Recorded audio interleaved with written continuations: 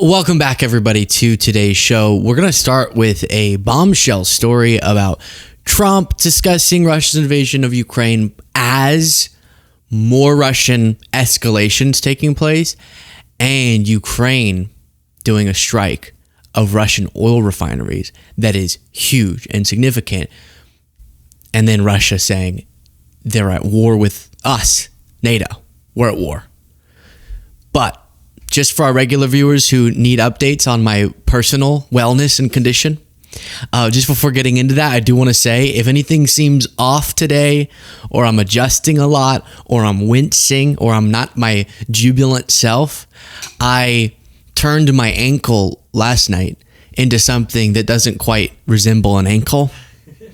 If you catch my drift, and am in a little bit of pain, I'm going to get an x-ray, but we were playing pickleball, and I was talking mad poo-poo against the team we were about to face off against, my father and his friend. And then I lunged, and my foot went one way that normally it doesn't go. And then it turned, my ankle is the size of a cantaloupe right now. More importantly, we lost the game. We did. I mean, we had to forfeit. And then one of the people there went, "Luke, we think you're the winner because of this." Heartbreaking. That was being patronized. So that's a bummer. I am just sitting normally. I've had it elevated, but I didn't want the side shot to catch my elevated foot because I know that there are too many freaks out there who do crazy things when a foot shows up on camera. So on the bonus show, I'll show it. Join button below. Here's Trump speaking, and I'll give you all these updates, including Russia saying we're at war with NATO. But I want to stop the killing. So it just came out, or I think it came out, but I know for a fact, almost 8,000 young soldiers died this week between the two countries. A little bit more from Russia, but divided. When you're the aggressor, you lose more. I don't know if you know that, but in war, when you're the aggressor, you tend to lose more. But it was a little bit more for Russia, but it was 8,000, a little bit more than 8,017 actually, died this week in that war. Why? And they're Russians. They're not American soldiers, but they're still human beings. They're souls. And I want to stop it. But then you don't believe that. And I stopped 7 wars. I thought this was going to be an easy one for me, but this has turned out to be tough. The hatred between Zelensky and Putin is unfathomable. You still believe that they will talk? Big word. Good job, Bubby. Unfathomable. You know what I mean. It cannot be fouled. No, so here's you just heard part of it, but this is the real disgusting statement, which is reducing the reality of this conflict to Zelensky and Putin just really hate each other. But this has turned out to be tough.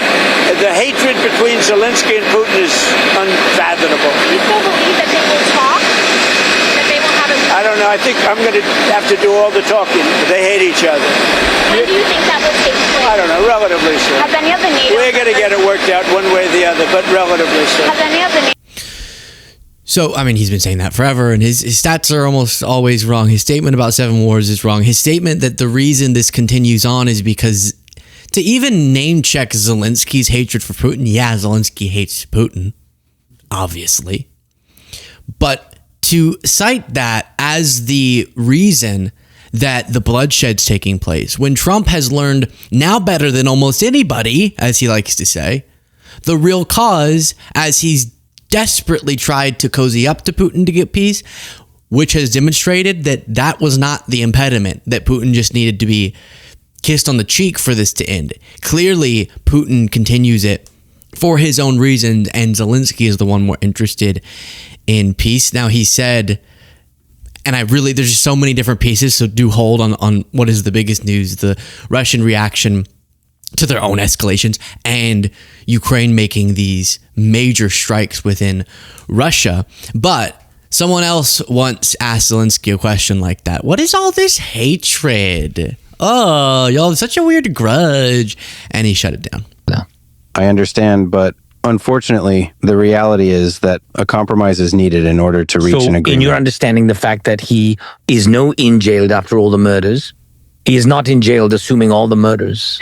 And no one in the world is able to put him in his place, send him to prison. Do you think this is a small compromise?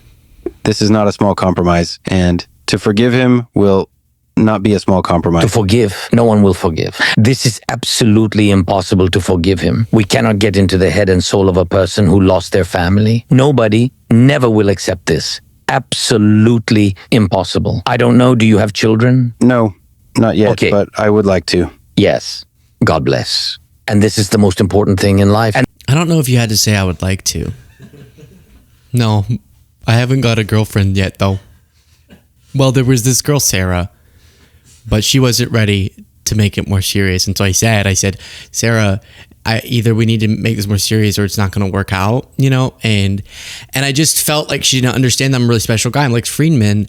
And I wanted her to have my Friedman babies and we could do Lex Jr. And she didn't want Lex Jr., but I loved her. I didn't want to let it grow. And so I wasted a lot of years on Zelensky's like, okay, dude. I would like to. yes, God bless. And this is the most important thing in life. And they simply took away the most precious thing from you, will you ask? Who ruined your life before going to rip their head off?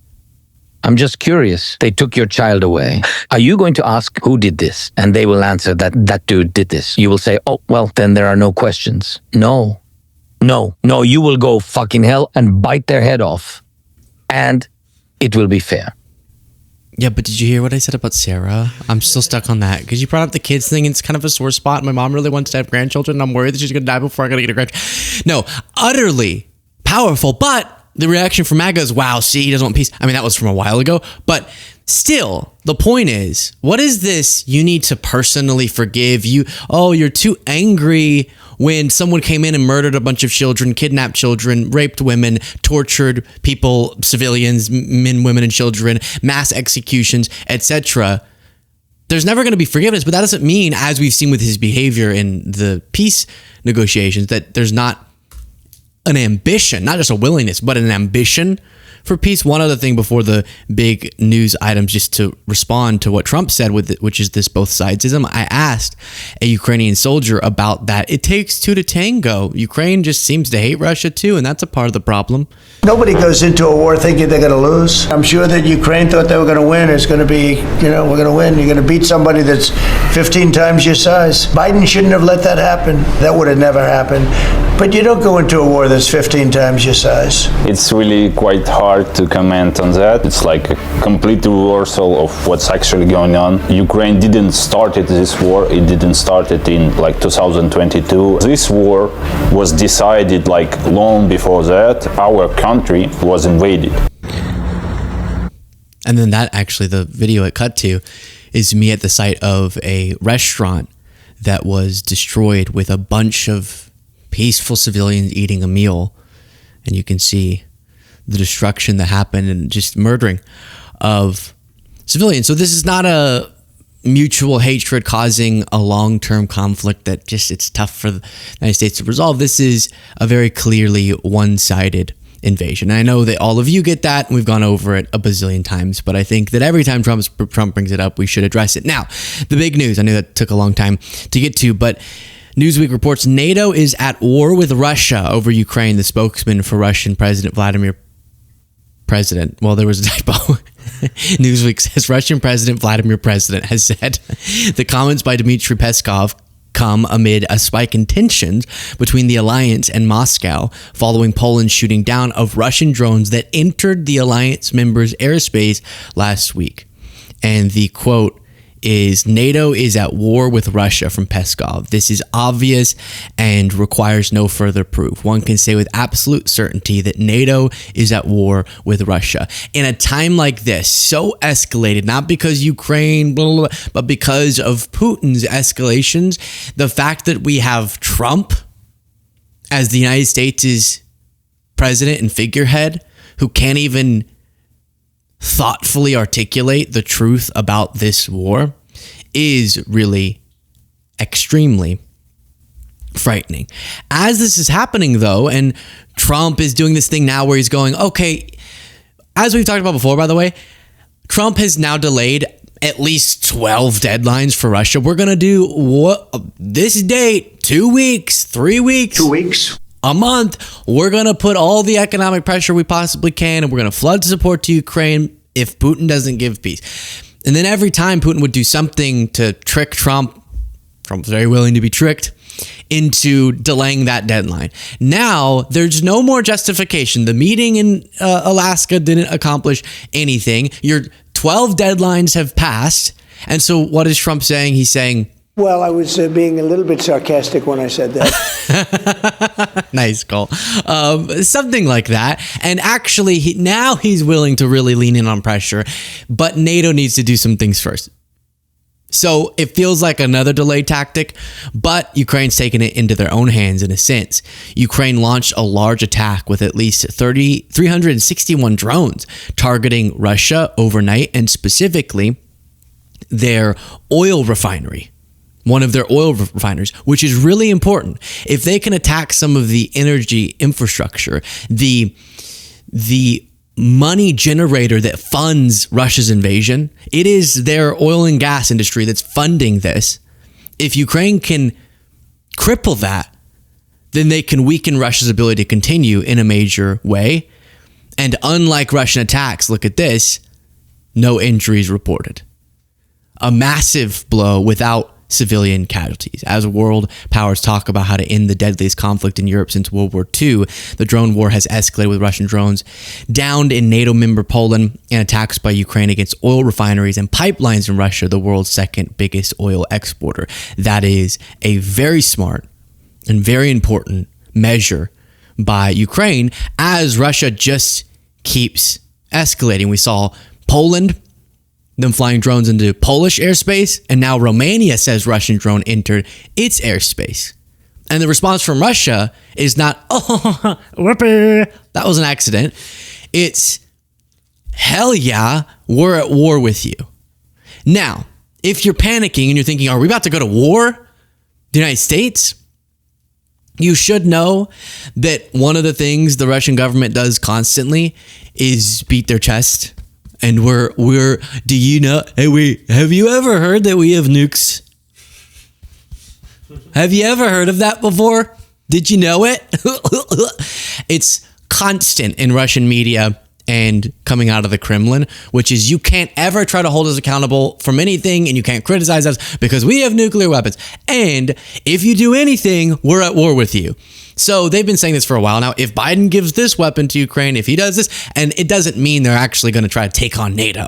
So that is important to understand, at least not at this juncture. But they're testing the bound to see how much can they get away with before Trump and then broader the NATO alliance would do something, would actually significantly do something. While we continue through this, please do click the subscribe button if you appreciate the show. I appreciate all of you, and I do hope that there's some level of appreciation out there, that right now I'm feeling a throb and a pulse in my ankle as it looks kind of like Trump's ankle now. That's like the size of it. It looks like Trump's ankles, but it's my ankle, and my other ankle's great. So then I get this comparison of a beautiful, really, I've heard people say I have the beautifulest ankles. Now just ankle. I have one beautiful ankle now, but now literally, not figuratively,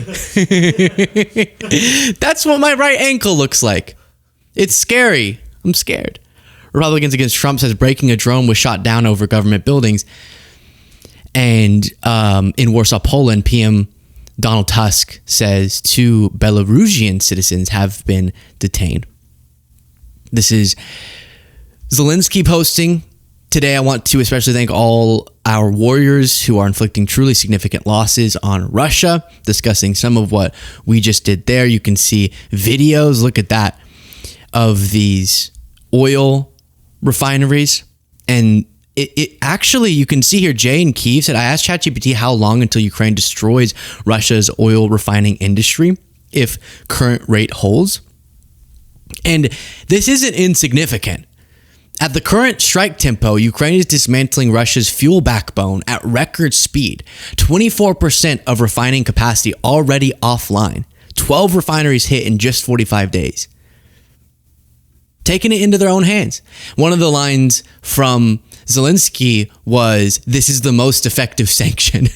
If we're going to be sanctioning their energy industry, we'll just blow it up, okay? In a way that prevents casualties.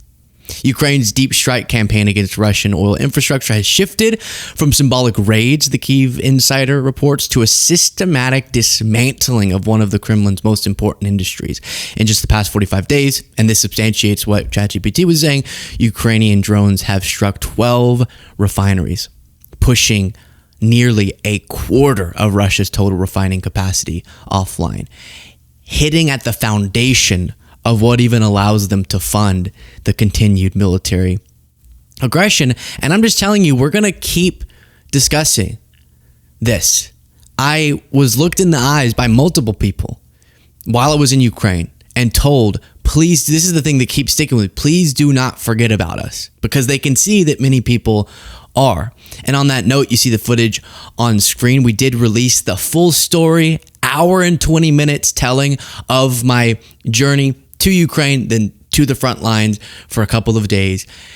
Fear and inspiration and tragedy, all in this one experience. And you can find it just by going to the homepage. We might change this title after a little while, but it's this thumbnail you can see there. I can finally post this. The full story is the title right now, and you can find that. I do encourage you to watch the whole thing, because in these shorter segments, it's going to be hard to really get into all of the substance of that experience. I saw, as I referenced before, Trump say this. Do you expect NATO to issue sanctions against Russia as you asked them to do over the weekend? Well, they're not doing the job. NATO has to get together. Europe has to get together and do it. Look, they're my friends, but they're buying oil from Russia. So we can't be expected to be the only ones that are, full bore. But Europe is buying oil from Russia. I don't want them to buy oil. And the sanctions that they're putting on are not tough enough. And I'm willing to do sanctions, but they're going to have to toughen up their sanctions commensurate with what I'm doing. Another big word. Commensurate.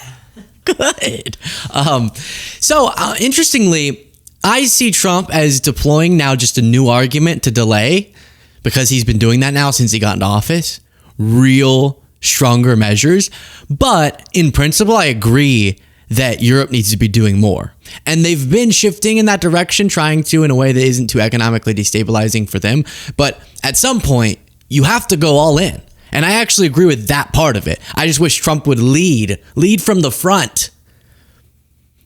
But there is a problem with Europe being, over the last few years, because of their economic relying on Russian energy, that they've been funding this indirectly. And that is a real problem. And so I'm not going to ignore that at all. I showed you a Lex Friedman clip with Zelensky. While I was looking for that one, just as we wrap up this segment, I stumbled across these two others from that interview a little while ago. You have to look at him as a serious person who loves his country and loves the people in his country. And he conducts, destructive military actions. Who are you talking about now? Who loves his country? Putin. Do you think he doesn't love his country? No.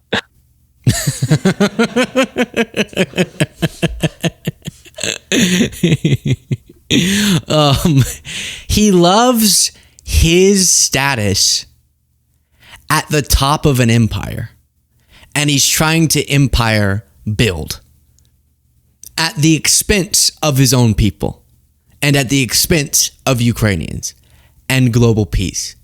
So I guess we're having a little bit of a definitional debate, but if you see throwing a bunch of your own people at your own goal of expanding an empire, no matter how much bloodshed it causes, and bringing onto your people a lot of economic backlash, if that's loving them, then I define loving your people differently. And so some of those questions from Lex Friedman were just strange. I need to ask you some difficult questions about this. Yes, go on. I trust and respect your words today. Many people respect and love you in America. Trump respects you. Loves me? Oh, come on now. Remember last time you corrected me? When I said that you love Javier Milei, you said, no. I respect him. So let's not talk about love today. But could we talk seriously about guaranteeing Russia's security? Okay, can I interview you? That was a bonkers interview.